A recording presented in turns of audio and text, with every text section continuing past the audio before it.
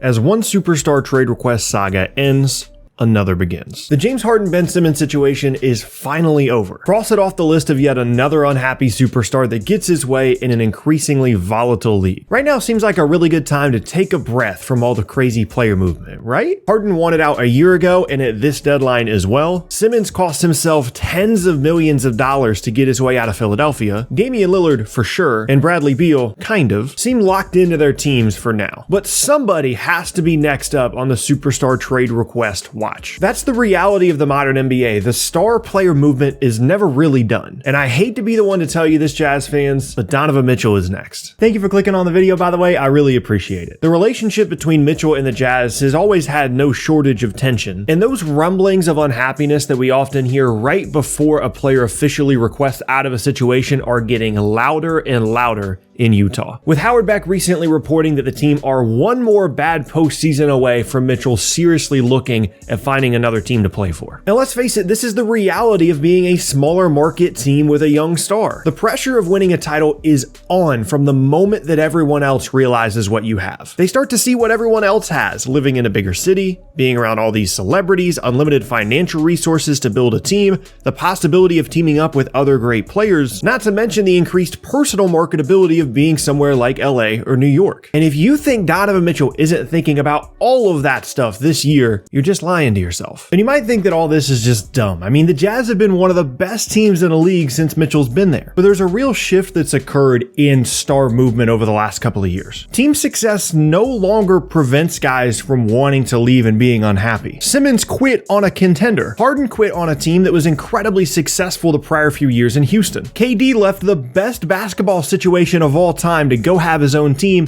and hang out with his buddy Kyrie. What really matters from a roster perspective is upside. As soon as a star sees that a team isn't where they need to be and there aren't really any real options to get there, they want out. At some point, LeBron is no longer going to be a Laker, leaving behind Anthony Davis, a ton of cap space, and all the glory that comes with signing with the Lakers being an enticing package for the next generation of NBA free agents like Mitchell. The Knicks, after a promising season last year, are right back where they normally are, waiting around on a star to decide that they want to be the savior of the team, and forcing their way there in exchange for some of the assets that they've built up in New York. Now, contractually, Mitchell is committed to the Jazz until at least 2025. And a year or two ago, I would have told you that it would be impossible for him to force his way out anytime soon. But honestly, I'm not sure any of that stuff matters anymore. We just saw Ben Simmons, with 4 years left on his contract, eventually get himself out of a championship contending team and on to another. Same with James Harden, who had multiple years left on his deal when he left Houston. If you want it badly enough and are willing to sacrifice a bit of your reputation or a lot of money, as Simmons showed, NBA stars can pretty much do anything they want to. And if the Jazz exit from the playoffs early once again, I don't see how Mitchell looks at this situation with limited upside and flexibility on this roster and doesn't start looking at his other options. I can promise you that right now there are teams, whether they be in LA, New York, or elsewhere, that are targeting Donovan Mitchell as part of their 1 to 2 year team building plan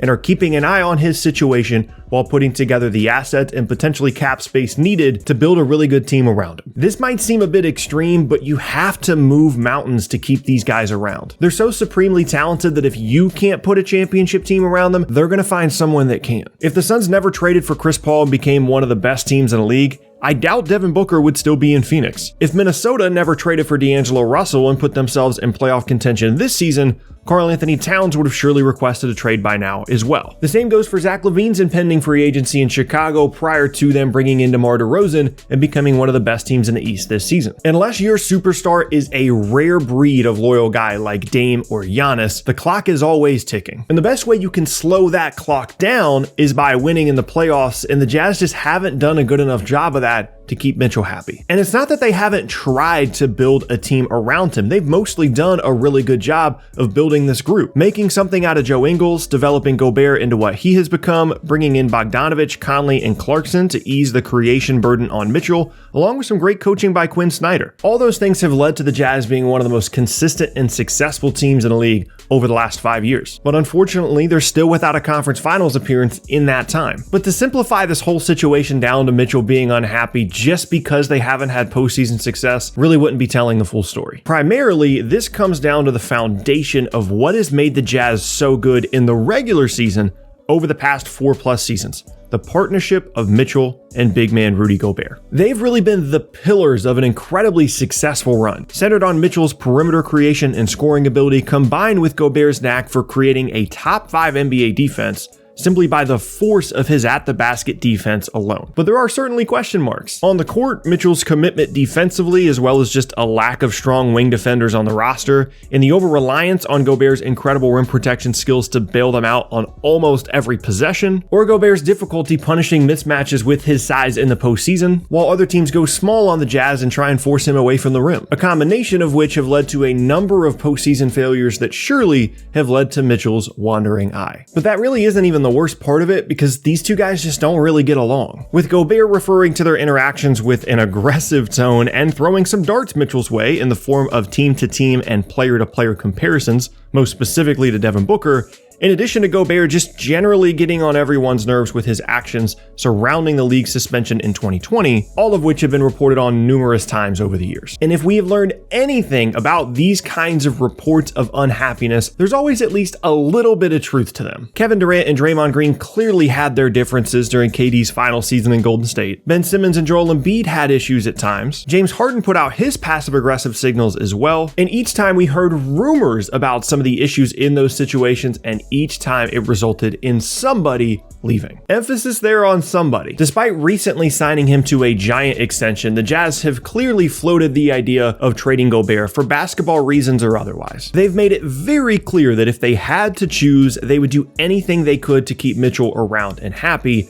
even if it meant moving on from the Defensive Player of the Year big man. And choosing Mitchell over Gobert would clearly be the correct choice. Gobert is incredibly valuable to the point that some members of the media have, incorrectly in my opinion, touted him as the MVP of the league in recent years. But at this point, it's easy to argue that any kind of roster shakeup, including moving Gobert, would be better than losing their star guard. He has had an incredibly successful partnership with the Jazz in his first 4+ years in the league. He went from being a defense-first combo guard prospect in the 2017 draft, selected 13th behind guys like Josh Jackson, Frank Ntilikina, Dennis Smith, Zach Collins, and Malik Monk, to the savior of a franchise pretty much immediately. When they drafted Mitchell, they were a franchise in transition. They had just won 50 games in their first playoff series in 6 years, but they'd also just lost their best player, Gordon Hayward, to free agency. Without much roster flexibility or top-tier young talent, and a little indication that Mitchell was going to be the all-star guard that they needed, they were pretty much going nowhere. But incredibly, Mitchell became everything they needed and more. He has led the team in scoring in every season of his career so far, skipping the rebuild portion of the team the Jazz were attempting to put together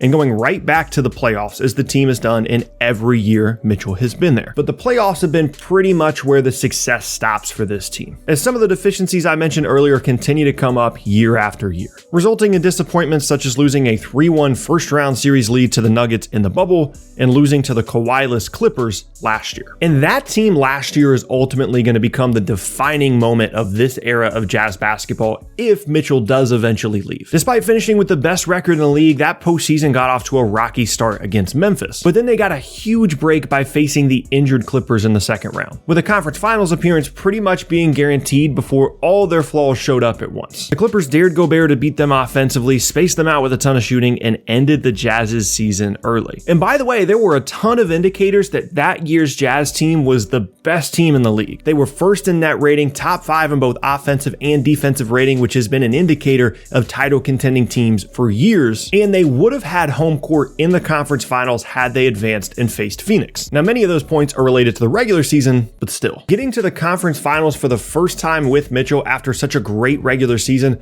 would have put these kinds of rumors to rest for at least a year or two. Who knows, maybe they would have even made the finals given how they matched up with that Suns team. And if Mitchell does end up leaving, that series is going to be the tipping point of the entire situation. And to make matters even worse, that was unquestionably their best chance to compete for a title for the next couple of years. The league was pretty wide open. The Jazz were mostly healthy and the best team in the league for most of the season. Teams like the Clippers and Nuggets were dealing with major injuries, and that really was their chance. And now this team is mostly just going to get worse for the next couple of seasons. Mike Conley is still really good, but he's old. Same with Bogdanovic. Joe Ingles is out for the year and has now been traded. Clarkson and Gobert are still there, and they brought in some perimeter help, but their issues remain. Gobert's fit in the postseason, a lack of defensive wings, and a clearly strained relationship between Mitchell and Gobert, all of which are a recipe for disaster for a team trying to convince their young star to stay. But who knows, maybe this will all work out and they'll have a great run in the playoffs and none of this will matter 6 months from now. There was a time when Milwaukee was struggling in the playoffs and we all wondered if that would ultimately lead to Giannis leaving, which seems like such a strange and faraway concept now. And maybe Mitchell will take a similar path. But when you combine the rumors, the on-court struggles, and the lack of upside of this roster moving forward,